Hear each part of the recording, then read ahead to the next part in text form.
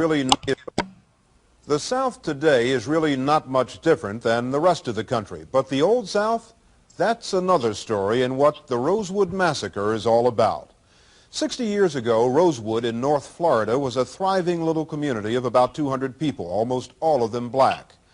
Early in January 1923, some 1,000 whites came to town, and when they left about a week later, Rosewood had been burned to the ground.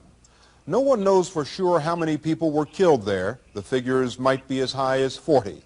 For 60 years, the story of Rosewood remained secret and was only uncovered recently by Florida newspaperman Gary Moore, who is writing a book on the massacre at Rosewood. Rosewood. There's a road sign proclaiming its name, but no memorial commemorating its dead. Located 9 miles from the Gulf of Mexico at Cedar Key, Florida, Rosewood today is little more than a trailer park. You search in vain for any sign of a slaughter, for any hint of the mass murder that took place here a long time ago. Well, what did it look like? It's a big blaze. You seen things on fire. A big blaze, just burning down, just burning up the whole thing, just burning up my grandmama's house, churches, and everything. They burned up everything we had, all our clothes and everything. Yeah, they burned it up. Why did they burn everything? They was mad. But you were just little children. I know it. What did we care? They didn't care. They killed us. I was about 8 years old. Minnie Lee Langley was only a child when she became a refugee. Now, she's a great-grandmother. At her home in Jacksonville, Florida, we talked to her about the place where she was born, Rosewood, Florida, the place that haunts her memory. I know they killed my aunt, and they killed my granddaddy. Made my granddaddy dug his hole. He didn't have but one arm, but they made him dug his own grave. And he prayed, and they shot him backwards in the grave. At Rosewood? At Rosewood. This is where it all began, in the white settlement of Sumner, just a few miles from Rosewood. Sumner disappeared in the late 1920s when a fire destroyed the sawmill. But back in 1923, Sumner was a booming little company town. James and Fannie Taylor had a home not far from here. On the morning of January 1st, 1923, James Taylor was already at work at the sawmill when neighbors said they heard his wife Fannie screaming for help. Fannie told her neighbors that a man had entered her home and attacked her, a black man. She opened the door, but he just knocked her down, and she was raped. Edith Foster was 16 years old at the time. She remembers seeing the few hundred white men of Sumner joined by others from surrounding counties, even from out of state. She remembers how they grew into a mob seeking revenge. If he hadn't ever went in on this white lady, you know, well, there'd never been nothing to it. It's not known for sure who attacked Fannie Taylor. Some whites say it was Sylvester Carrier, a young, strong-willed black man from Rosewood. Some blacks say the attacker was a white man. They say it was Fannie Taylor's boyfriend. But a lot of people tend to think the attacker was a black convict who had escaped from a nearby chain gang. Whoever he was, he touched off a week-long killing party. They just, a bad crew come in here, and they just wiped it off of the map. That night, around about 9 o'clock or 8:30, there they come in a car. They kept looking for this Sylvester, but they didn't seem to find him. And then they went back up there that night and to talk to his mother. Calling for my aunt saying, Sarah, Sarah, Sarah. And so my aunt didn't say nothing because she was scared too. And that's when all the shooting began, you see. They went to shooting all in the house, all upstairs in the windows. These colored folks, you know, they were ready for it. And I was sitting right between his legs. And he had the gun over to my right shoulder. This was Sylvester? Yes. I got on under him, and these old white people busted the door down. When they busted the door down, that's where he dropped them. He just dropped everyone, come to the door. He shot them? Yeah. Well, they killed Mr. Anders before he got to the house. They loaded him with a buckshot right here. Killed him dead. They had to leave him there. At least 2 white men were killed that night, forcing the mob to retreat. It was then that the black women and children, 12 or 13 of them, ran from the bullet-riddled Carrier home and into the woods. Minnie Lee Langley, 8 years old at the time, ran with them. We had a aunt with us, so scrappy. She was just like a hen with a nest of biddies.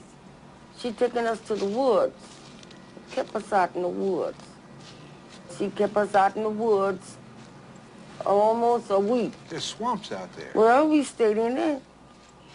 Took her like a soldier and stayed out there in the woods. You went through those swamps? Yes, we went all out in the woods. And she built a little bit of fire for us to stay warm because it was so cold at night. In the morning, the mob returned, several hundred strong. Inside the Carrier home, they found Sarah, Sylvester's mother. She was dead. They also found another body, a black man. Some people say it was Sylvester, but no one really knows for sure. What we do know is what happened next. The mob set the Carrier home on fire, and they watched it burn. And then that mob grew in size, it grew in anger, and it became even more violent. You ain't never seen a mob like that. Fred Kirkland was a teenager when he saw the mob rampaging through Rosewood. They went wild. There was 1,000 to 1,500 people there by that time, and they're coming in from every direction. And they was crazy. They give the high sheriff and the deputies 5 minutes to get out of sight and not come back. They told the sheriff and the deputy to get out of town and not come back? Get out of there. Give them 5 minutes to get out of sight. And what did the sheriff and the deputy do? They left there. And then they went to burning houses, killing people you never seen. Yeah, Sunday morning they came through here, setting houses on fire. And as each one ran out, they'd shoot them, kill them. And there was a colored woman right here, lived just across here in the woods from me. And her name was Lexi Gordon. And she was sick. She had typhoid fever. And when she told the ones that was staying there with her for them to go ahead and get away if they could, well, she'd just take whatever come, Well, naturally, when they set the house afire, she ran out and ran out towards the back. And she had a back door, Johnny, out there, and so she made for it. And they shot her before she got there. But she had nothing to do with... Nothing to do with it at all, whatever. And, well, it was the way with a lot of them, you see. That's the reason it was such a situation that we just couldn't understand. It was just a mad bunch of men come in here. What do you think they got out of it? Why did they do it? Motive, I guess, satisfaction is all I can figure it out. I don't know what it was. Satisfaction. I reckon that was it. Well, the whole place was in smoke around here, And they said they had destroyed all the buildings. And said that there would be no more to live here no more, They couldn't come back and live. Miss Langley, would you go back to Rosewood with us? I would go.